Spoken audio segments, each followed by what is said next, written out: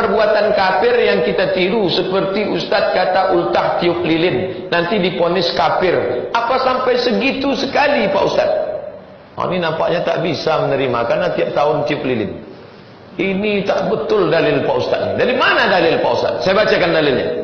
Man tasabbaha biqaumin fahuwa minhum. Siapa yang ikut-ikut tradisi suatu kaum, maka dia bagian dari kaum itu.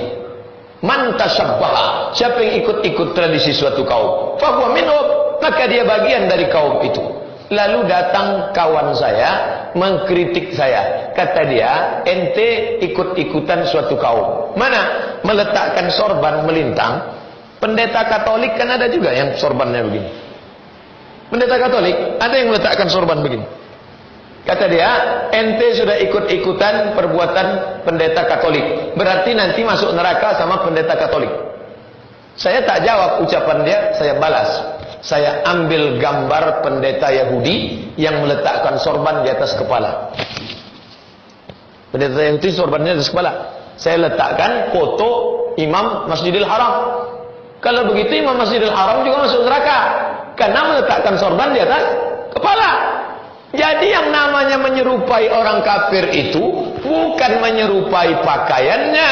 Kalau saya pakai dasi, Obama pakai dasi, apakah saya masuk neraka sama Obama gara-gara saya pakai dasi? Tidak. Lalu kenapa orang yang tiup lilin itu bisa kata Pak Ustadz masuk neraka? Karena tiup lilin adalah ritual. Kalau sudah dalam masalah ritual, wala ana abidum ma'abattum wala antum abiduna ma'abud lakum dinukum. Jadi jangan katakan saya menempatkan dalil tak pada tempatnya. Saya paham, Bapak ikut jamaah masjid, Bapak Ibu sudah ikut pengajian, tapi andai nanti dibantah oleh orang, jawaban saya ini sebagai alat untuk menangkisnya. Hadisnya jelas, man tasabbaha, siapa yang menyerupai suatu kaum dalam masalah akidah, dibelikan anak topi kerucut panjang. Topi kerucut panjang namanya San Benito. Untuk meniup lilin itu. Ini sudah komplit kekafiran ini. Malam tahun baru dipakai, anak ulang tahun baru dipakai. Pakai topi San Benito. Itu topi datang dari mana? Topi itu dibuat oleh Ratu Spanyol Elizabeth, Ratu Inggris Elizabeth, Ratu Spanyol Isabella. Spanyol 700 tahun jadi negeri Islam. Sampai hari ini di Spanyol ada masjid Islam, masjid besar, namanya Masjid Alhambra. Dibuat dari batu granit yang merah. Tapi kemudian umat Islam ditekan. Kalau mau tetap di Spanyol harus murtad.